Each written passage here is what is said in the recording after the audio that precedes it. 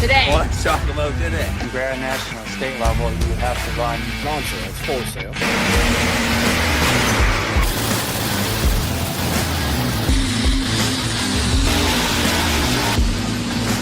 Is 9,000.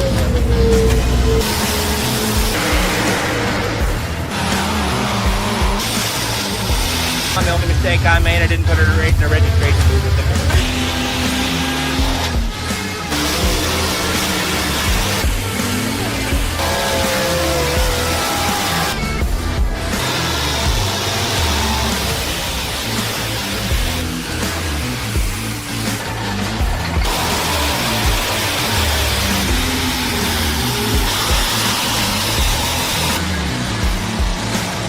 Just this ever-evolving story.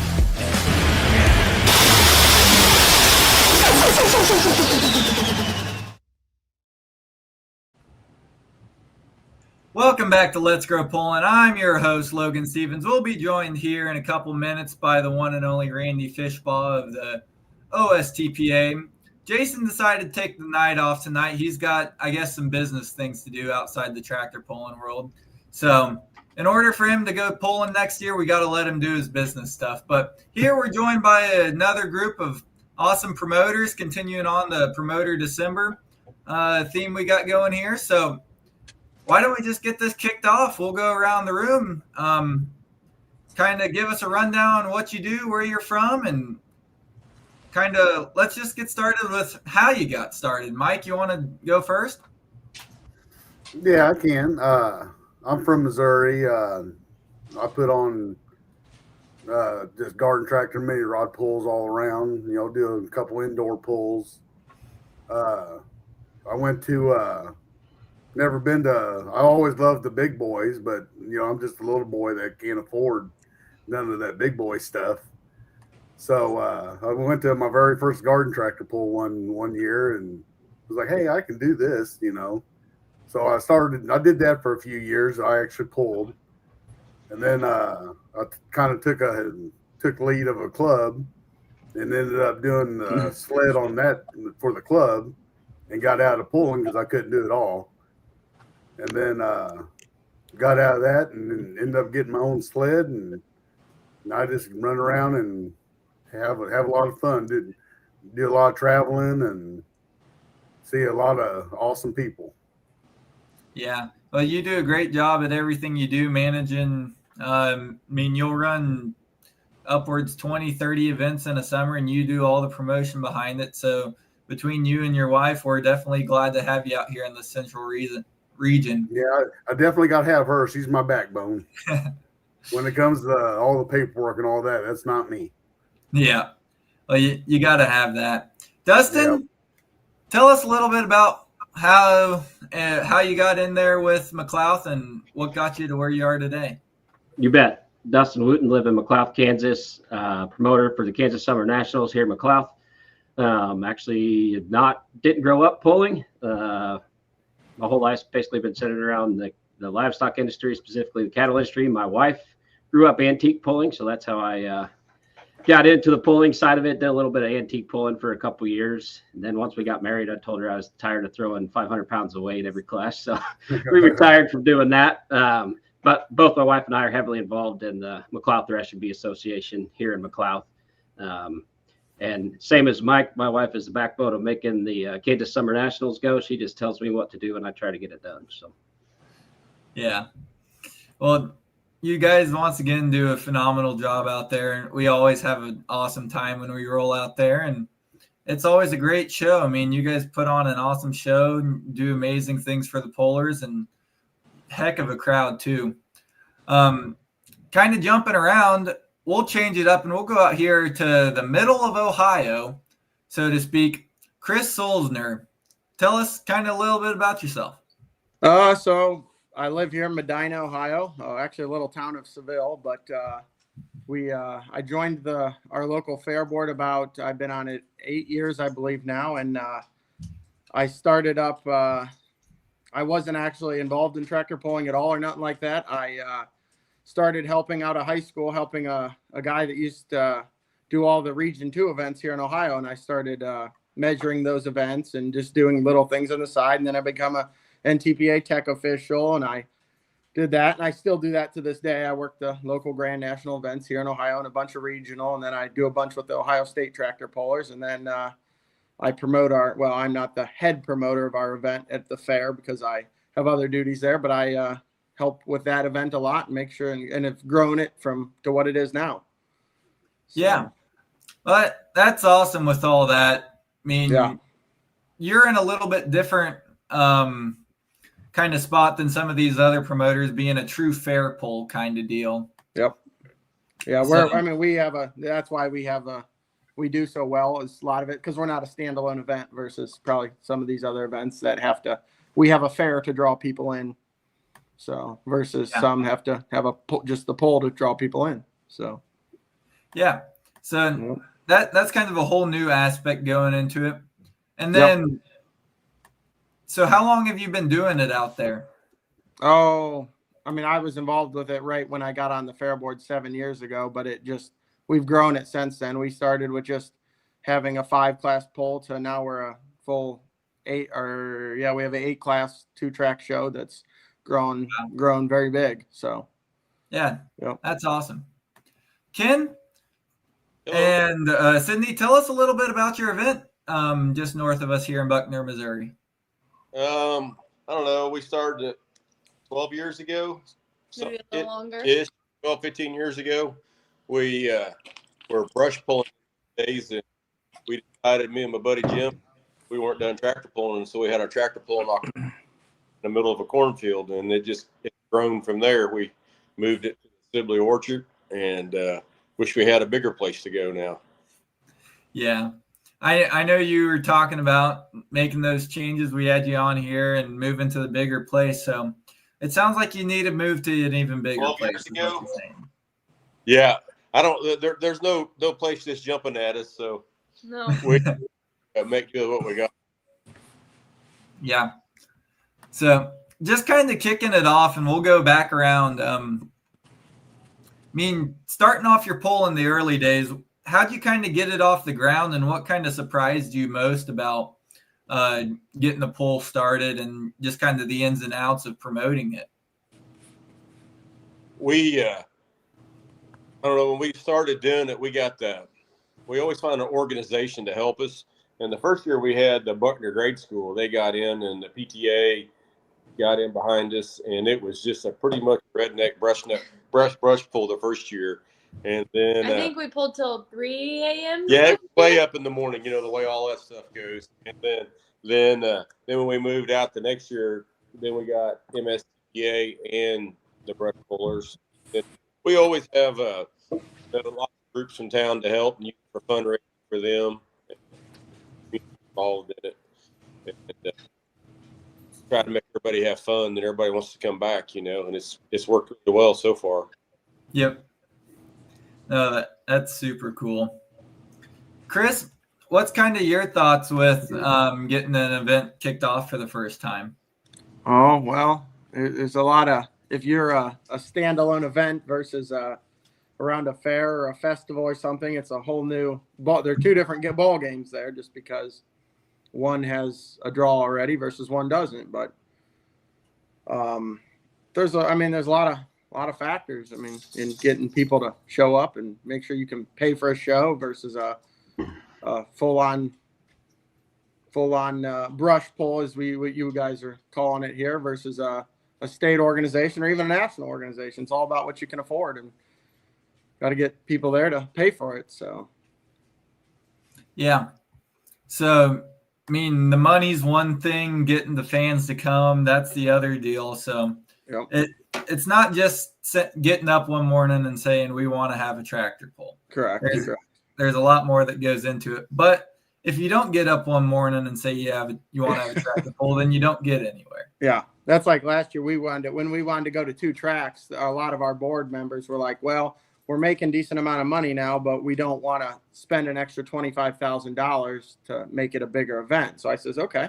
I said, "I'll get sponsorship." So I did. So I went out and got all the sponsorship, and I got Jeremy Smith, who has the Spontaneous Combustion Pro Stock. He lives right here in Medina. And I went to him and another guy that's Bob Ballman at Ballman Oil or Ballman and Sons Oil. They're another big sponsor of ours. They both went up and they ponied up their sponsorship, and I went to about 10 other places and I got it all paid for. So, and I even got Randy's mini rod sled paid for too in the process. So, because we had minis last year. So, yep. So that made it all go. So, yeah. So that's super cool with that. Dustin, so how many years ago did you get on, and then what was kind of the status of the Kansas Summer Nationals before you took over? Sure. So I joined the Thresher Bee organization in 2013, 2012, something like that. In the past, Bill Petrie had been the promoter for our pool until last year. I took it over. And then last year, we also made the switch from PPL Western Series to Outlaws. So I know for myself and probably for some others in our organization, it was almost like we were having a new pool because we weren't sure what to expect. But we were thrilled and pleasantly surprised at how smooth everything went. Like I mentioned to Logan before we got started, it's the biggest crowd we've ever had. And just the comments we got from the pullers and the spectators, we were very, very pleased with how our event went. I mean, like you look in the back of some of these pictures you sent me, and it's standing room only. Yep. So just seeing this event come around full circle from where it was from the early days to here, how many years has this event been going? Oh, I should have studied my history probably before I came on, but it's been somewhere around 60 years, I believe. It hasn't always been called the Kansas Summer Nationals, but they've been pulling there for a long, long time. Ever since the start of the Threshing Bee? Not quite at the start of the Threshing Bee, but it wasn't too long after when they started pulling. Wow. Yeah, that's a long, long time. Mike, you mentioned there jumping from garden tractors into getting your own sled. What's kind of some of the things you saw when you were first getting off your feet and getting the whole club rolling?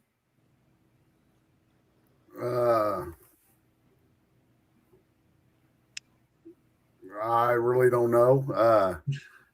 It was when I got out of the actual club itself, I went a year or so, and I was in a pretty bad spot at that time because I love sleds. You know, sled is just what I'm all about. And one of my buddies, Doug Wall, up at King City, Missouri, was putting on a pull during COVID, and it was all online and stuff. And he's just trying to get some guys out because nobody was doing nothing. And I noticed it was getting really big and stuff. So I called him. I said, "Hey, Doug," I said, "if you need some help," I said, "I'll help you." He said, "Man, I'd love that." And the guy's bringing the sled, and you can do it, and your wife can help my wife do the books. So we ended up doing that. And long story short, by the time the pull got done, the guy that brought the garden tractor sled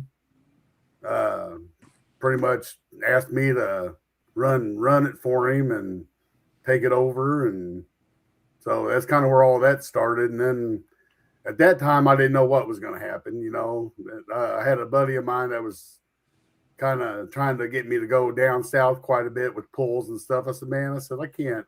I ain't got no pullers down there. You know, it's really hard to get established and stuff." And now down south is like where a lot of my big pulls are. You know, we'll have 150, 180 hooks or whatever. Wow. You know, down south. I mean, Southern Illinois is just, I pull with the club down there called 618 mini tractor pullers. And they have their own sled and stuff, but they like to have me come down, you know, just because they love the sled and all that. So they have me come down for all the big events, the fairs and stuff. And then I got involved with Gail Lutz and stuff over there in Kansas, and that's all worked out really nice. And then just kind of just been, you know, just clipping at it ever since. You know, it really helps out tremendously when you have a good show. You know, whenever you put a pull on, you know, like just last year I did a pull there in Lebanon at the same place I'm doing the Show Me Show Off this winter. And you did all the work. We had to pull dirt out, put dirt in and stuff, and only ended up with like, I can't even remember now. I was very disappointed on like 30 or 40 hooks. You know, that don't even pay the bills, you know, and that really gets you down and stuff. But then when you go to the places where you have good shows and it's a good turnout and stuff, it really picks you up a little bit and keeps you going. But other than that, I mean, I don't know what to say other than we just keep going at it. And, you know, the pullers are the heartbeat of the sled, and we just do everything we can to help the pullers out, you know. So we definitely listen to them quite a bit. Yeah. So the big thing there you mentioned is keeping the pullers in with it. And then let's kind of look at some of the fan stuff. So say kind of a first-time fan asks you what you got going on here. How do you explain to a fan kind of what you do and how to get them to just attend the pull? Well, I really don't come across that too much. But the ones that I do, you know, kind of talk to and all that, I tell them, you know, there's, you know, the kids that are there pulling and stuff. It's so amazing seeing like these little, you know, 4 and 5 and 6-year-old kids, you know, on these tractors. You know, they're like big. They're doing it big, like the big boys are. You know, it's just so amazing seeing them. I really feel like I'm a pretty strong guy, and you get a little kid pulling down through there, and the audience starts hooting and hollering and stuff. It gets me really teary-eyed. You know, it's just really awesome. And but we're trying to involve the mini trucks now to try to pull in some more of the crowd and stuff, you know, at some of these events and all that. And we just tell people that, you know, these garden tractors ain't your average lawnmower. You know, I mean, they've definitely come a long ways. Yeah. Dustin, what's kind of your thoughts on getting a first-time fan to your event? Sure. So that's not being a puller and just a fan of the sport. That's, I guess, kind of how I focused putting our classes together last year. And I think the diversity sure helps. Like even the first timer can tell the difference between a mini rod and a semi, right? So having really no two classes not were alike. The closest two classes we had to each other were the 4-1 limited pro stocks and the 5-0 pro stocks. Everything else you could clearly see that was different. My opinion, we're in pickup country, so 4-wheel drive pro stock pickups, everybody can relate to them. Everybody's dad or uncle or grandpa had a square body at some point in their life, and they're the most road looking pulling vehicle there is, at least that we offer at our pull. So we have a lot of fans that come for the 4-wheel drive pickups. That I would say, if they know what a tractor looks like, or even if they don't know what a tractor looks like, it's well worth it. It's only $25 to get in, and you can't hardly do anything anywhere for $25 anymore. So once they get there, they're shocked at the show that's put on, the crowd that's there. And usually if you can get them hooked and get them there, they'll come back the next year. Yeah, that's something I've seen, kind of the thought of you can go to a concert for $100 a chair, or you can go to a tractor pull for 25. And I think you get a better show at a tractor pull, but getting over kind of the thought of, oh, well, $25 is too much to go watch a pull kind of deal. Sure. And it's a family friendly event, right? So you bring your whole family, bring your kids, relatively for a pretty cheap budget. You bring your family in, the kids will enjoy it. And a lot of times sometimes those are the kids are the ones that make the parents come back. So we enjoy having a whole lot of kids show up to make mom and dad bring them back next year. Yeah. And I mean, the kid, like Mike mentioned there, the kids are kind of what makes the sport go around with stuff. Chris, what's kind of your practices with getting first time fan to your event? Oh, well, we do. So usually the day before we get a couple of these local. So it's during the week of our fair. So we obviously have attendance and people there that don't even know what a tractor pull is probably.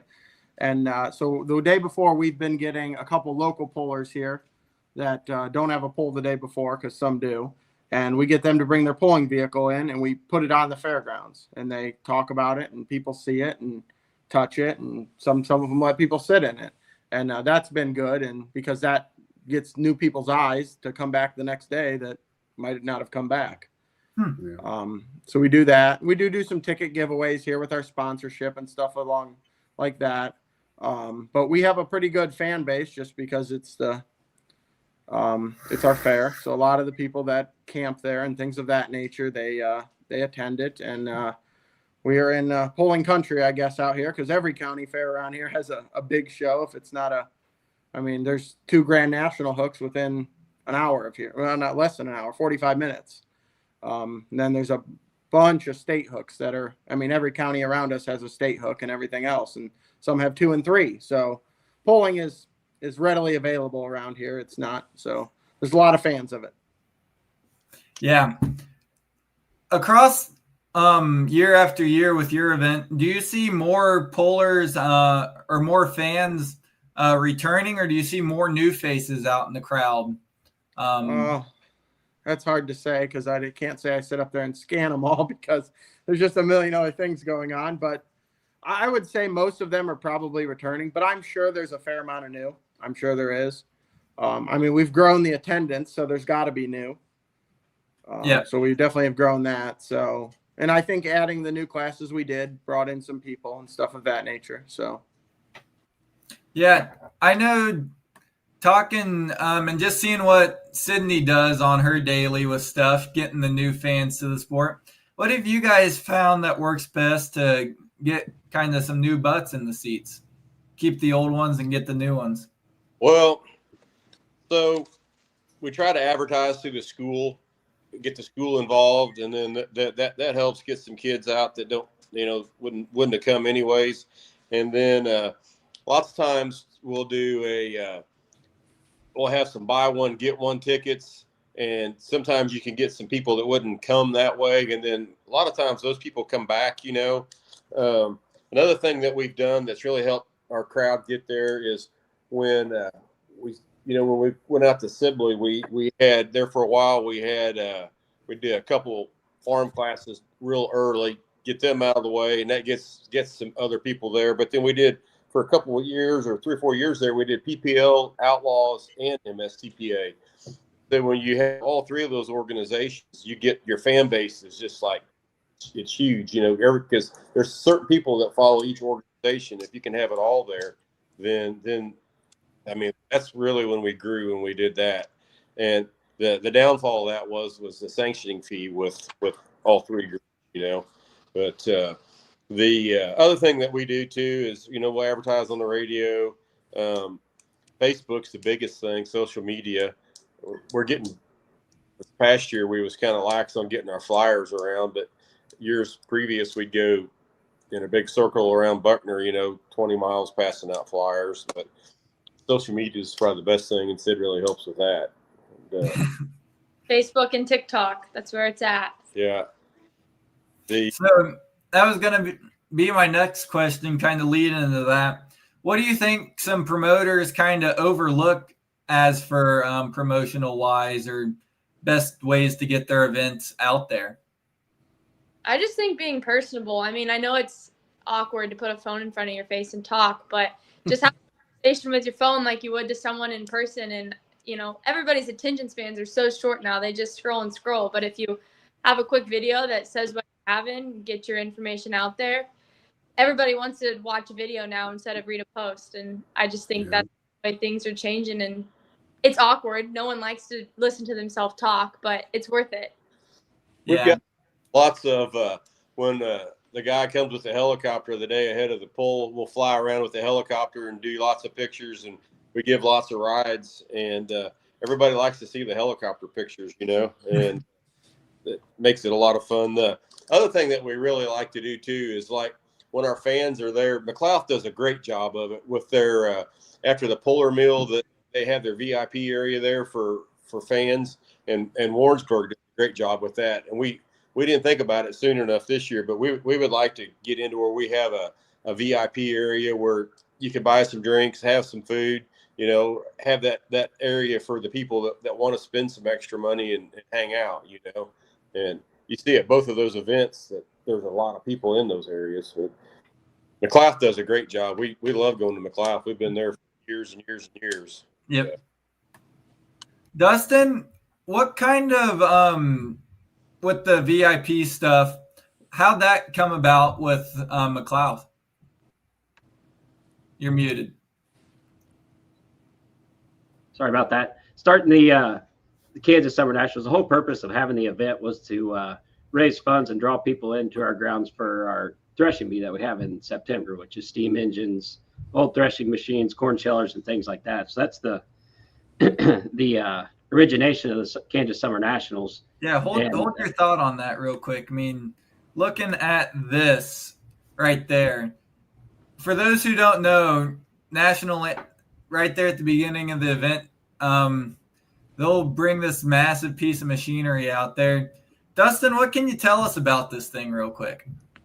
All I can tell you is it weighs a lot. It's only like 18 horsepower. So, Wow. But it's cool. It is cool. It is cool. Yep. That's a tradition. That's how we start the pull every year, is with steam engine coming out, pulling half track for the national anthem. And luckily for our threshing bee, in September, we've attracted a few more steam engines to come. So I think last year we had 3, maybe 4 in September. So, but to get back to your original question on the VIP, that's actually for our sponsors. My goal is to have the pool paid for, at least everything on the track. So the purse, sanctioning fees, sleds, and everything with sponsor money. So that VIP area is exclusively for our sponsors. Yep. And that we'll feed them. We have bleachers and tables and everything right at full pull line, somewhere around 300 to 320 feet. They're setting, probably got the best view in the house. So that was origination of the VIP was, hey, how do we help raise funds so we don't have to come up with all this money out of pocket by getting some sponsors.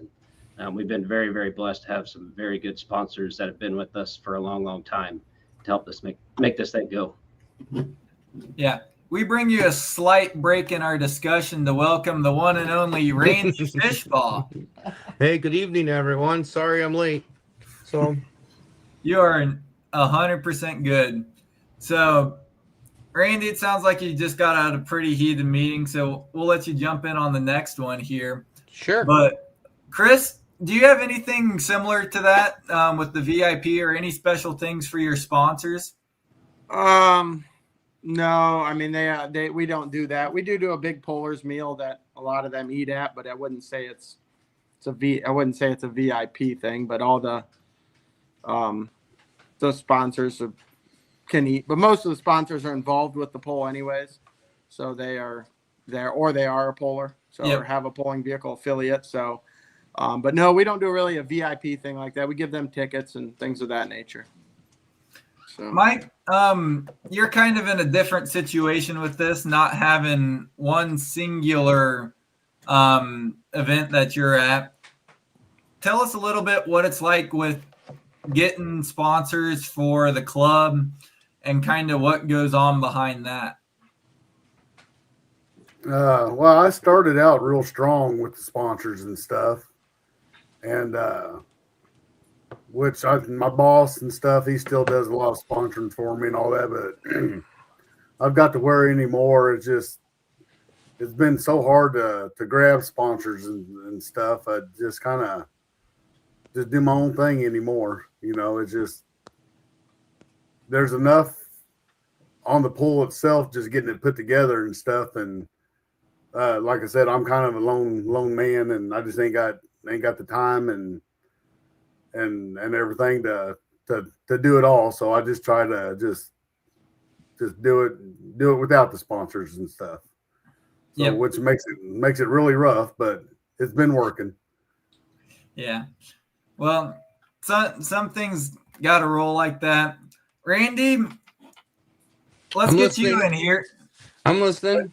What's on your mind to ask some of these fine gentlemen? Oh boy, I tell you, my brain's been scattered. I was just gonna hang out for another round or so just to try to figure out what you guys have already talked about. Okay, So cool. We can definitely let you roll on that one. for So, sure. Seeing that a lot of these events take a lot of work, I know just being at Dustin and Ken's event, seeing the community come around. Mike, what are some events that you've been to that you've had your sled at where you see just some members of the community and just kind of their involvement with that? Oh, there's some places you go to that I mean, I'd really hate to say it, but that could really care less if the pull even happens. You know, they don't take care of the track and stuff, and those places like that, I don't really care to go for. Yes, it pays the bills, but I've got to worry anymore that, you know, if it's going to be a bad track and stuff, I don't want that for the pullers. I don't want to be known as this, you know, hey, Mike's putting on this pull, you know, what's the track going to be like? I want to be known for the guy that, you know, always has the good tracks and stuff. And like I said, I can't do it all. And a lot of the fair pulls and stuff I go to, the only tracks that I deal with is like my indoor stuff. And Chris Monses and stuff helps me do that. And Mackenzie McDaniel and Thomas Michelle and stuff like that. They always help me build the tracks and stuff at my indoor pools and stuff. But there's some pools that we go to that's just so amazing, you know, the help that they have, you know, with the community and stuff. You know, they're all there, you know, a lot of them don't know what they're doing, but they say, hey, you tell us what we need to do and we'll jump right on it, you know. And there's a bunch of places like that, you know, that just love it. And then they don't have as far as the garden tractors and mini rods, people don't understand what they are and they don't show up, you know. And I always tell the promoter, the fairs and stuff, I said, you know, get the word out, you know, this year might not be as good, but the people start talking and more people start showing up, and it works out that way. But normally the first couple of years is pretty low on attendance and stuff. And we're still not really big on, you know, attendance coming, you know, we never pull in a crowd, you know, just even NQS, you know, they're like the little people, you know, but they do really big shows, you know, they're national and stuff, and they don't even pull in the crowds and stuff. But a lot of these little bitty towns that you would never think anybody would ever be at, you know, you never even heard of them before, has some of the biggest audiences. You know, it's just so awesome like that. Yeah. Let's talk real quick on keeping kind of the fans involved with it. How do you structure your show to keep the crowd there over, of course, multiple hours? Yeah, well, I normally try to always start off with the kids, you know, pulling, and then we'll jump right into, you know, a V8 mini rod or something, and then I consider all the adults on like 16 horses and, you know, stuff like that, kind of just fill-ins, you know, and then we just scatter them to where there's like the kids are pulled in a big one to pull, then there'll be like just the fill-ins, and then we'll jump back to, you know, maybe another kids class, and then, you know, I had the sled set up real easy where it's mainly just changing gears and stuff. I don't move much weight, you know, at all. It's just you know, some of the kids I won't use grousers or nothing, but then, you know, it's just a flip of a button, you know, to flip of a button and change of a gear to jump up to the big class. So it ain't nothing for us just to, to be able to keep the show rolling.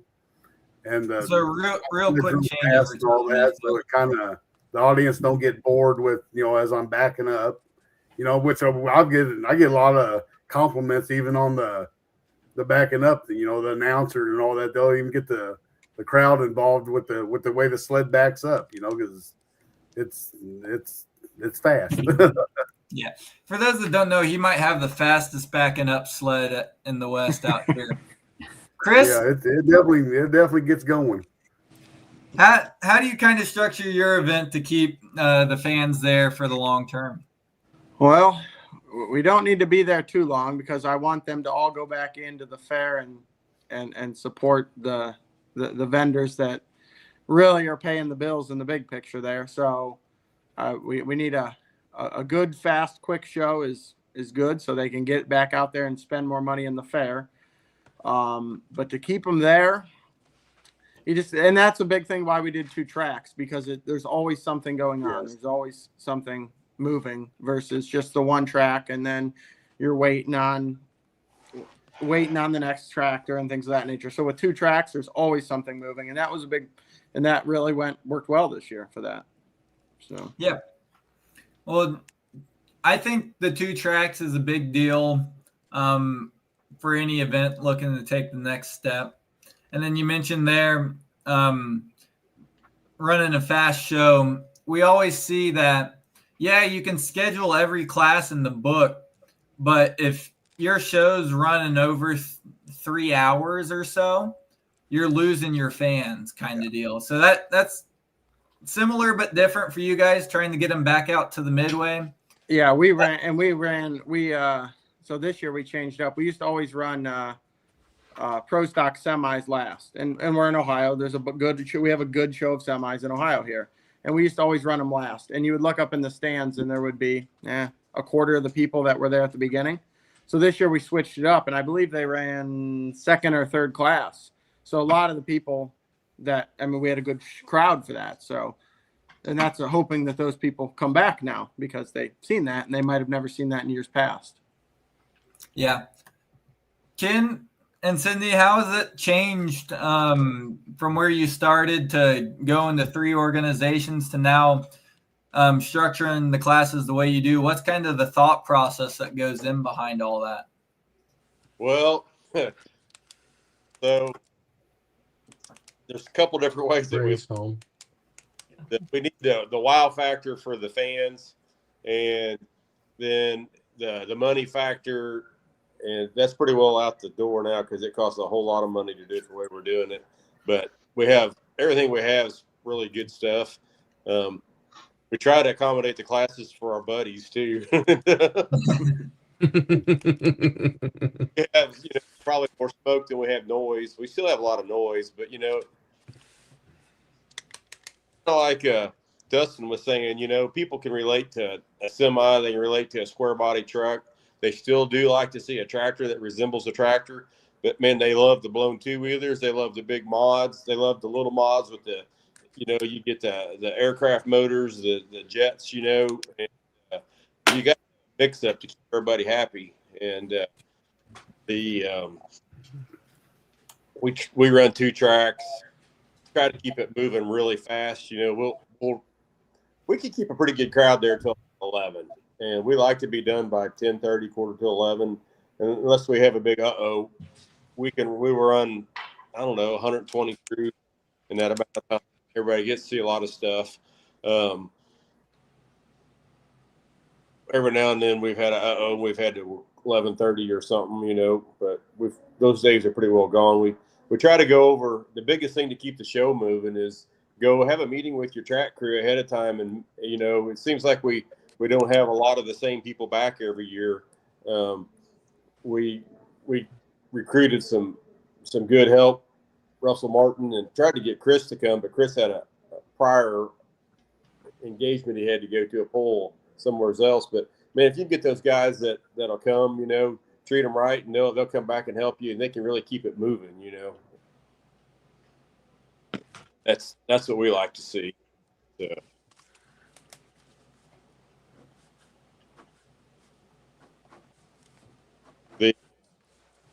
far as the pullers, when they get there, we're short on parking, and I think it's really important to make your pull smooth is to have a plan for people there to get the pullers parked.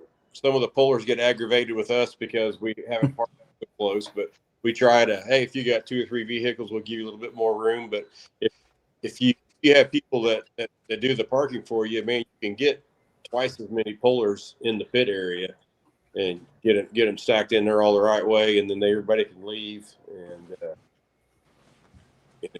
organize a lot better that way. Okay, what I'd miss. I'm back now. Well, that's all right. You did okay. So I need to figure out where we were. So we're just going over things that made the pull good and quick. Yep. Oh yeah, that's where we were. Dustin, we had one year where we fought rain a year or two back to where we had to drop it to one track. But seeing that you've mostly always ran two, how do you stage your classes? Yeah, so Kyle did an awesome job with Outlaws and in the class order. I think there's a really good balance of the smoke and the noise and kind of alternating them last year. In terms of the speed of the pull, like Ken mentioned, Chris mentioned, 2 tracks definitely helps, but having a really good track crew, our track crew's been together a long time, and they get with it, and they know what to do. And this year we added, on a bigger scale, a bigger T-shirt cannon to give away T-shirts when their class is over in the Rudy White and sleds, and that went over really well. We might have had as many comments about the T-shirt cannon as anything after the pull is over. So just to keep everybody engaged and having fun. I don't know how many T-shirts they shot off, but it was well over 100. So. Yeah, on the list of superlatives that you can give the Kansas Summer Nationals, I think the fastest track crew might be one of them because those boys can put together a track darn quick. So, Randy, hearing all these different things from all sides of it, what's kind of your 300-foot flyby on the current state of promoters? Sounds like everybody's got a little different outlook on it for sure. And like I say, I know being around, doing a lot, I've worked with Chris a lot at other events other than his. And I don't know if he told you, he gets a tractor. It's got a mounted, grader and pulls a roller on it. That really speeds up our show. They've been trying to get more and more people to do that. And us as Ohio, as the executive board are going to work more with our promoters. Chris doesn't even know about a few of these things. We're going to work. we're working to try to get to keep the crowd involved. We're going, if you get and Chris already has an A event. So some of the new things we're adding for that, I believe there's going to be like driver introductions, and try to get the crowd involved and maybe throw some Frisbees. And if you like this, say the pro stock class, if they throw the Frisbees out and Jeremy Smith, wins with the high strung tractor, and your boys or your kids have that Frisbee, they bring it down to the T-shirt tent, and they'll get a free T-shirt, and we get Jeremy to autograph it or whatever, or whoever, Kenny Lucas with the fantasy truck or whoever it would be. We're going to start offering that to our promoters to try to get the crowds involved more. So that's going to be fun. We did it at a couple events, and it was a lot of fun. So we're going to, as executive board members, we thought that would be fun and to try to keep everybody active at that too. So that's another thing that we're going to bring on to our promoters this year. This is kind of a question everyone can answer, but more towards Mike and Randy. What have you noticed that some things your promoters are doing that you'd like to see other events adapt into, or they're good ideas that could be modified and work out really well for everyone? Well, Chris does it up there in Medina, and when we worked with Kyle a little bit, Kyle Matcham, is like you said, a few of them mentioned parking vehicles. That's a big thing. Once you get the first 2 or 3 pullers parked, if we could get everybody to do that, boy, it'd make our life a lot easier at the end of the day. That's one big thing that we struggle with. Some of our venues are very small, if we could get everybody designated to have a parker, that would go a long ways to make our life a lot easier. And a few other just little things, that'll make the flow of the show better, to the scales, from the scales, make the show better, faster for the fans as well. That'd be kind of something we're going to push our promoters for. So that's one thing we're working at. Yeah.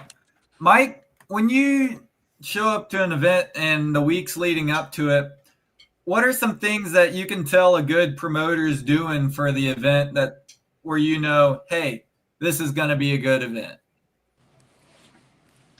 Oh, when they kind of communicate with me on how they or how we want the track, they'll ask me, how much water and stuff, and sometimes, this is Missouri, you never know, it changes daily, but we have a lot of talk about that and stuff. And then another thing that I really think that helps to keep an audience is having an awesome announcer that engages the that talks about the pullers and lifts everything up and all that, and then throws the audience in there and all that. I think that goes a long ways. But other than you can just kind of tell in the promoters, I don't know how I want to say it, but voice or whatever, that if they're really excited about it and stuff, that normally goes a long ways too. Chris, kind of changing it up for you, going to other events, what have you noticed some other promoters doing that really struck you and things that you could adapt into your own event? Yeah. One thing we did start doing, or I started doing, was getting sending out polar invites, kind of like they do to like the National Farm Machinery Show, but I send it to a whole list. I get it with the executive board, and they send me their Ohio State list, and then I always get the PPL list of all the people that are PPL members for the classes we have. And even if you're in wherever, I send you a letter, just because maybe one day you'll remember you'll be in town, you might show up to our poll. So I've been doing that. I usually send out 250 or 300 of those letters to all the pollers, and that is something that they used to do for Kyle Matcham's poll at Dragway 42, and that's where I got that idea. So I took that and ran with it, and it's I mean, I wouldn't say if I get 5 extra pollers out of that, it worked. I mean, I'm happy with that. So. And it works. It's a good idea, and I get a free address list from Ohio State Board and Christie. It don't cost me nothing other than a couple hours of folding envelopes and putting stamps on. Right. But we've had good turnouts with it. So yep. Yeah, just because they feel like they're, I guess you feel a little special. I mean, that you've received that it's not just, hey, come here. It's a letter, and it states what we have a poller's meal and this and that, and then and it states things of that nature about our event. So, Dustin, what have you kind of seen from events in the area and other places you've been to? Yeah, so we're pretty unique in Kansas. There's, in terms of kind of on a national scale, so to speak, just us in Mountain City, Kansas, that I'm aware of. There's a lot of. There's nothing out here. Correct. It would be awesome if they keep coming west, but maybe one day. But I do try to make it out to some other pools every year. Been to Ken and Sydney's multiple times, Wisner. We've kind of been all over the place just to kind of see what they're doing and incorporate things that works well at those pools to help make our pool better. One thing from some of those pools is in the past we probably lacked pull-off vehicles and drivers to get things off the track. They need a tow off the track. So, making sure we've got drivers and plenty of vehicles there to pull them off the track or get them to the scales or from the scales to the track, just to speed up the shows, little things like that. We like to go to everyone's concession stand and see what their food prices are to make sure ours are in line every year with everybody else's, and we're not, either way over everybody or way under. So that's one thing we look at everywhere we go is concession wise, are we in line with everybody else? Yeah. The world of Poland's always changing, and I mean, a whole bunch of stuff's coming out. Let's get kind of the group's thoughts on, I mean, all of us at one point in time have put on a poll that's now gone with the live stream stuff. How's that kind of help your event out, or for promoters that are kind of on the edge with stuff? How's the live stream world treated you? Yeah, I don't. So I guess I'll start. We have never had live stream at Medina yet, but I've been involved with quite a few in Ohio at other polls that have. And what I hear from some of the older board members of like our local fair board and stuff like that is, well, if we live stream it, these people aren't going to come to the poll. Mm-hmm. And that's a battle, is that people they think that everybody's just going to go on and pay the money and watch it on there. Well, I disagree with that. I mean, I've been to enough polls that the local crowd, there's a big difference between watching it on TV and seeing it in person, just like any sports game. Same thing. Why do they fill a stadium? Because it's the same thing when you can watch it on TV, because you're actually there. It's the experience you're getting versus live streaming it. But I think live streaming is a great thing. I mean, I watch polls all over the United States go with it. I mean, so it's a great thing. Mike, I know we've had a couple of your indoor events streamed. How did that work out for you? I like it personally just for the simple fact, after the poll's all said and done, I can go back and like study, the classes and, what I could do different. And I do a lot of that, sometimes me in the sled and I can't see the full picture. So after it's all said and done, I can go back and look at it, be like, well, I could have done this to make it a little bit better, and stuff. And that's where I use the live streaming for me personally. But yep. I love it. Just hearing the comments. I got a lot of buddies that, with me personally, with all the traveling I do, a lot of the people that are around me, they're never going to show up to a poll. They're not going to drive 4 or 5 hours to go watch a poll with me, but they can, sit back at home, and just like the Lebanon poll, they'll sit back at home and they'll watch it. And that kind of makes you feel good, when they you go back to work or whatever, and they sit there and talk about it, and you weeks on in, you see videos of it and stuff. So I really think the live streaming has been a good thing. I have been at polls that, like Chris was saying, the fair itself didn't want it because it wasn't going to pull people in. But I really feel like it will pull more people in, just because they'll see what it's all about, and then the next year they'll go. Okay. So that's kind of where I stand on the stuff. Dustin, have you seen anything with McLouth? I mean, your numbers continue to grow every year, and then you have the live stream deal. Yeah. I think, like Mike just mentioned, I think it's a benefit for sure. Not only maybe bringing in some new fans to come, but potentially maybe some extra pullers that maybe catch the live stream. Say, I've never been to McLouth. They have my class there. And also, using full pull this year since we were with Outlaws, they also did our online ticketing, which was a big help because we sold a lot of tickets online before the show started. So being able to marry those two things together was awesome. With the live stream, we have the replay screen. So all those replays that from those camera folks goes on the big screen. And I don't think we could ever go back to not having a replay screen. So I think that's a benefit. And then, as Mike mentioned, going back and being able to watch it for me was probably the biggest perk of it, and seeing things that I didn't catch during the event because there's so many things going on, that what we can do better and what we need to change for next year just by watching the replay of it. Yeah, we were talking with some promoters from down south last week, talking about how live stream didn't hurt their event in any and actually help the crowd numbers.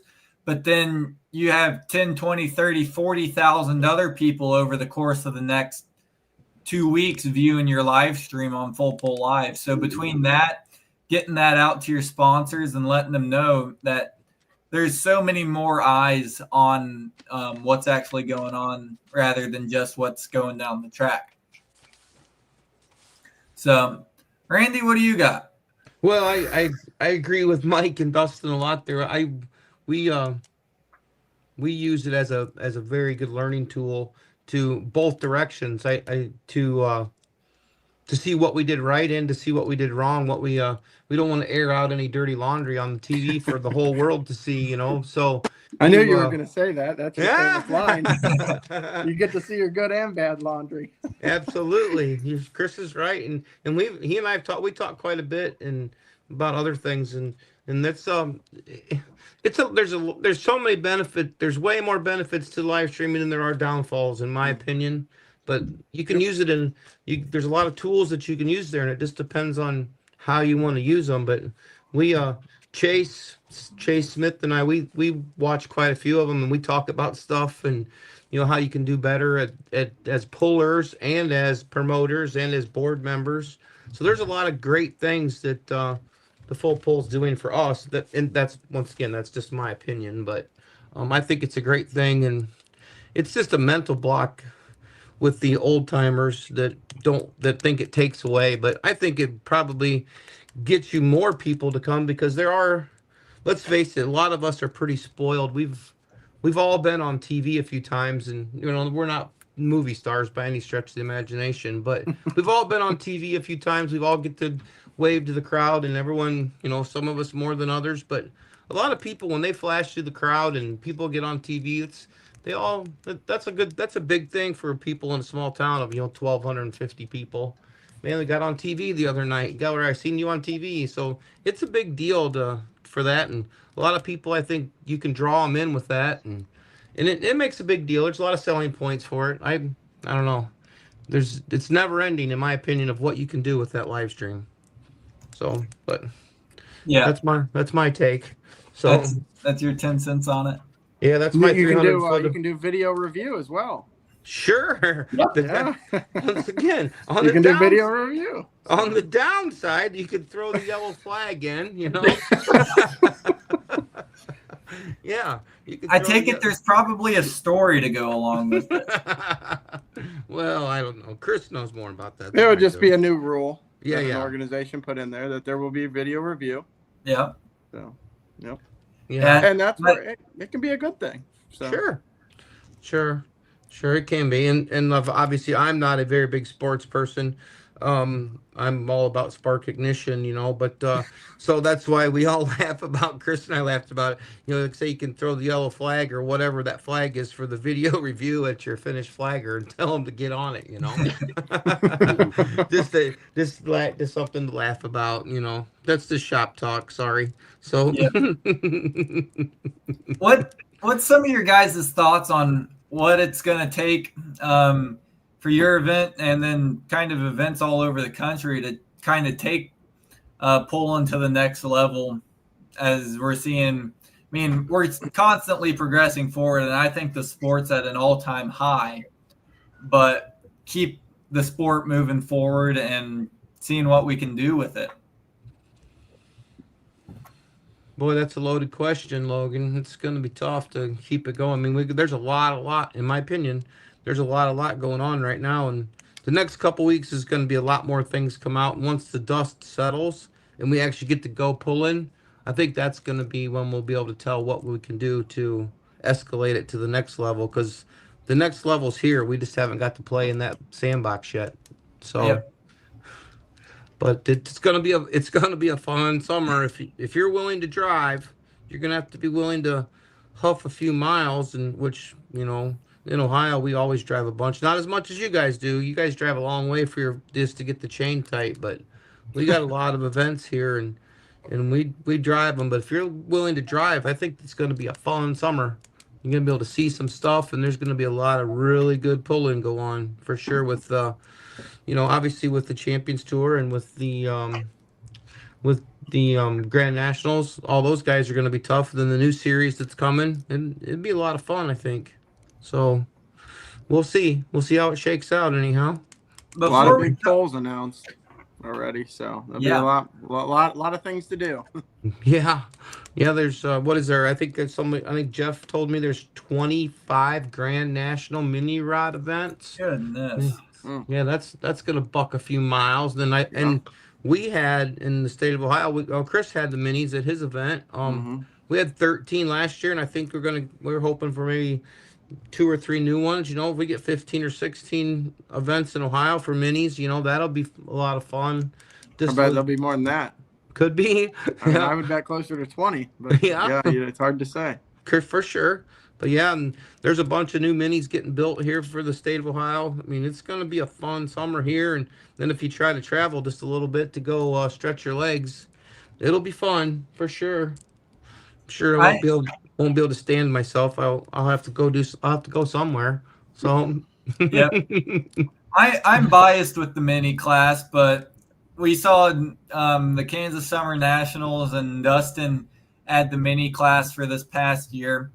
How's that kind of changed the event with the kind of a different class than what's normally? I think it was probably a long time overdue, right?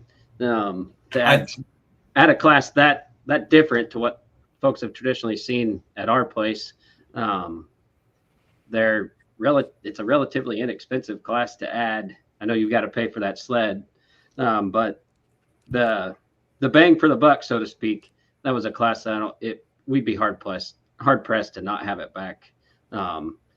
Those guys probably before the pull, so the pits are open. We encourage fans to go talk to the pullers, look at the vehicles.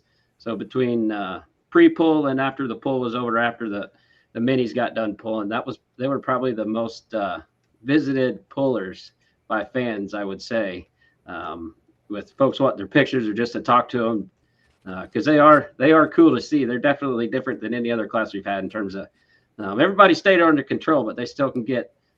You can see how they can get a little out of control, and I think the folks really enjoyed that because you guys were booking it. I don't know what mile per hour were, but he was letting you run.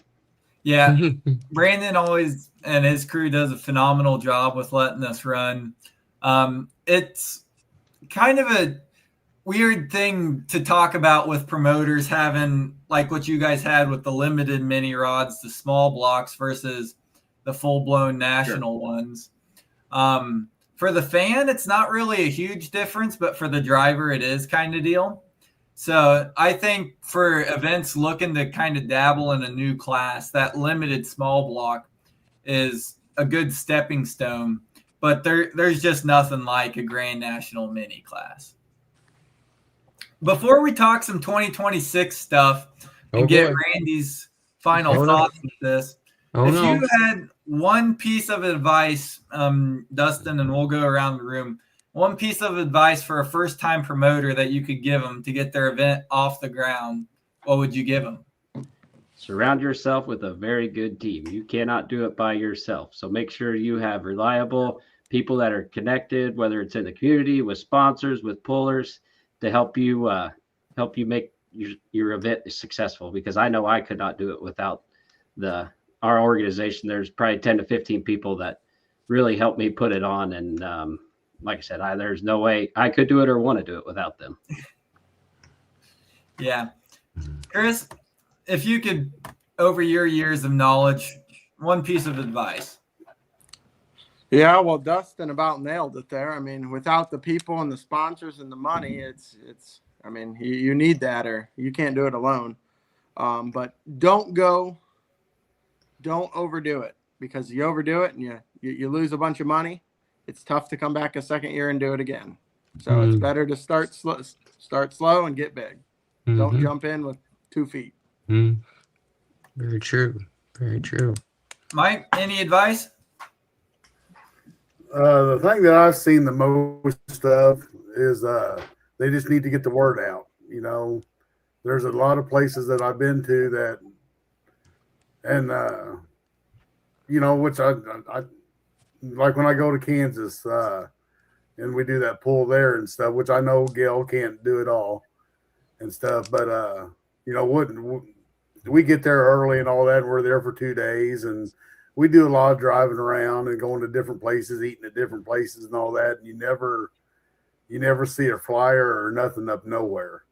And I think, getting the word out to everybody, and we'll even go into like, for instance, we go to Walmart or something, when we go, we'll say something to the clerk about it, hey, I always talk about pulling everywhere I go, that's my life, and I always bring it up, and my wife makes fun of me about it and stuff. But, I was even in Indianapolis one day, and we got pulled over because I didn't have no plate on the back, but I have a 24,000 pound plate. And I guess there you're supposed to have plates on back or whatever, not front. But anyways, they pulled me over, and the cop even come up there, and then I started talking to him about garden tractor pulling, to the cop and stuff, and showed him videos and stuff. So it's just kind of weird. I'm just it's always on my mind. And, but no, just get the word out there is the big thing. That's how you talk your way out of a ticket right there. I know that's So let's talk, awesome points tonight with how to get an event off the ground, promoting it. Let's talk some stuff for next year. I know, Mike, you got a big event coming up here, and we'll kind of go around with this. Tell us a little bit about your event you're having here, Mike. No, it's just a horse arena that we do. It's like, 220 foot, nothing crazy special, but I've also, come to the realization that, we're garden tractors, we don't, there's a lot of people that don't even want to pull the 300 foot, 250, 220 foot's fine for us. I mean, they like the 300 foot because they get more speed, the mini rods and stuff. But this is just a pull I've been doing. It's a little bit more affordable for me to be able to do and stuff. And, this is a place we got to pull the dirt out and put the dirt in and stuff. And during the wintertime, it kind of always scares me with the way the weather is, but you can't control Mother Nature. So, if it gets bad and stuff, we're going to cancel, but it's all pre-registration. And if it does get canceled, all the money is going to go back to the pullers and stuff.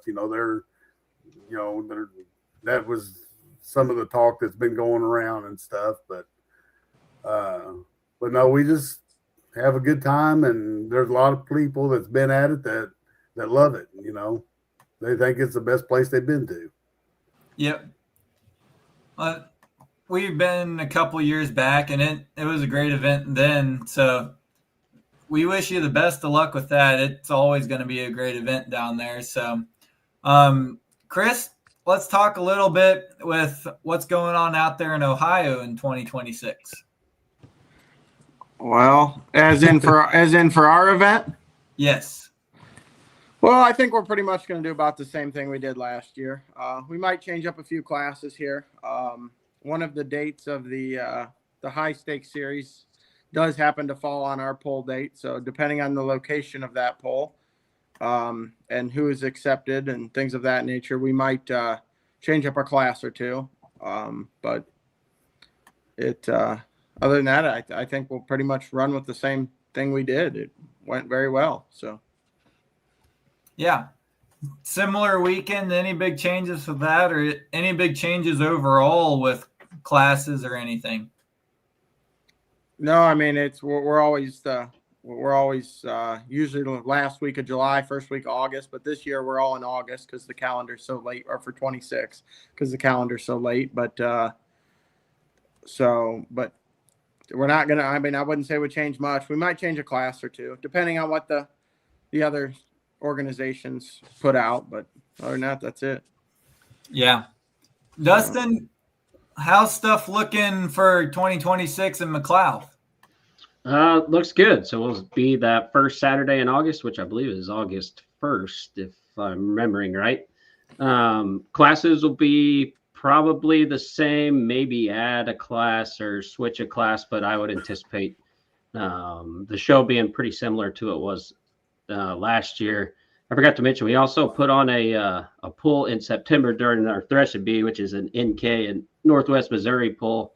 This past year was only our second year doing it, and the crowd has grown tremendously the last 2 years. So we will do that again in 2026. That'd be the third Saturday in September. We'll have our second pull, and that's been a great addition to our Threshing Bee as well, to add pulling fans to come, and then also get to see the steam engines and them threshing wheat and sawing logs and all that. And same with the folks that are there for the Thresh Bee, get to watch the pull as well. So yeah, and I bet that definitely helps out your event there in August, because fans that might not normally come to a tractor pull can get introduced into kind of the world behind it. So no, I mean, we've had a great group of guys here tonight. Phenomenal things said. Randy, what do you got kind of round this out here? I'd like to say that those guys all had some really great ideas. Like say, get a good group behind you. Obviously that's the biggest thing to try to make an event happen, a good group behind you. And the biggest thing you got to remember is, like Chris said, start small, then build yourself up. But you got to have fun doing what you're doing. There's got to be some mid and after hours shenanigans to make sure you have fun doing what you're doing to get people to come back. That's what it's all about. Sometimes we get ourselves so wrapped up in this thing that it is a business, but God, we got to have fun doing what we're doing. And we sure do here at home. We try to have as much fun as we can doing what we're doing. And there's a lot of stuff that's going to happen in Ohio. It sounds like, with the high stakes, there might be an event here in Ohio. It's going to be fun to have. We won't be hosting it or anything, but some of our pullers might get invited to it. But if not, maybe it'll be on one of our off weekends. But I know the one weekend that they've put the dates out is for Chris's weekend, and we have 5 events that weekend, so there'll be a lot of pulling in Ohio that weekend for sure. So other than that, until we find out exactly when and how that's all going to shake out, we're just kind of status quo in it. Fair managers is coming here in about a month, and we'll have a lot of stuff to happen in January to talk about, that's for sure. So, but I said a lot, but I didn't say anything really, so we'll let it go at that. But it was great being on here. Sorry I got here late, but we had a little extra township stuff to handle tonight, but it was a lot of fun as usual. So being here with everybody. So I really appreciate being on here with you guys, and thanks for showing up, Chris and Dustin and Mike. It was great. It was great talking with you a little bit. Yeah.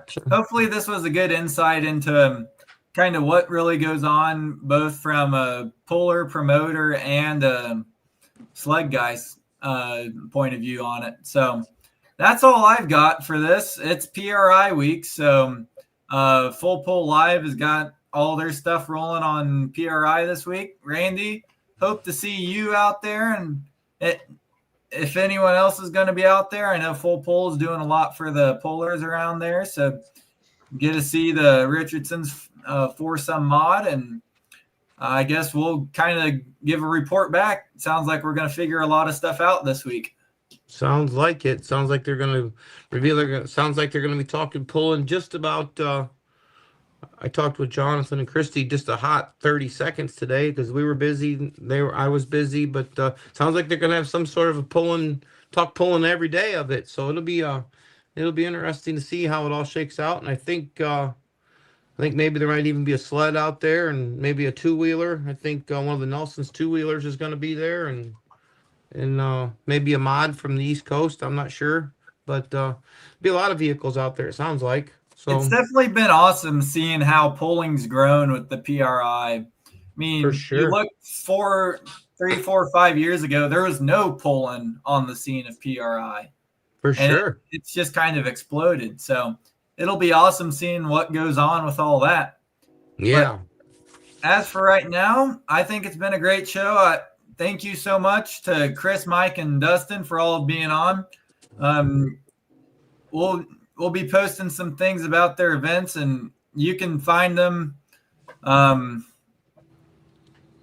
putting on some amazing stuff this year. So, boys, that's all I've got. Sounds good. Thank you, guys. Yep, thank you. Thank you for an amazing show. Stick around. After we get done with this, we'll have a little debrief, and we'll make her better. Thank you. Well, thank you. Yep.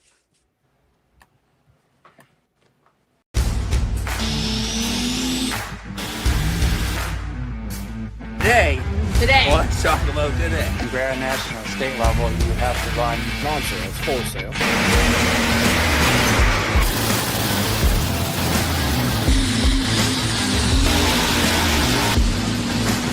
Is 9,000.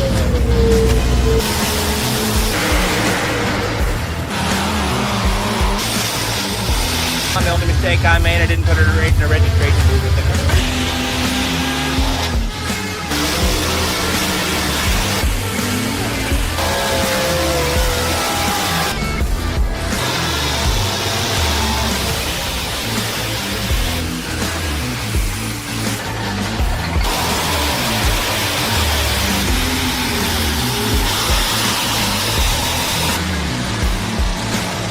Just this ever-evolving story.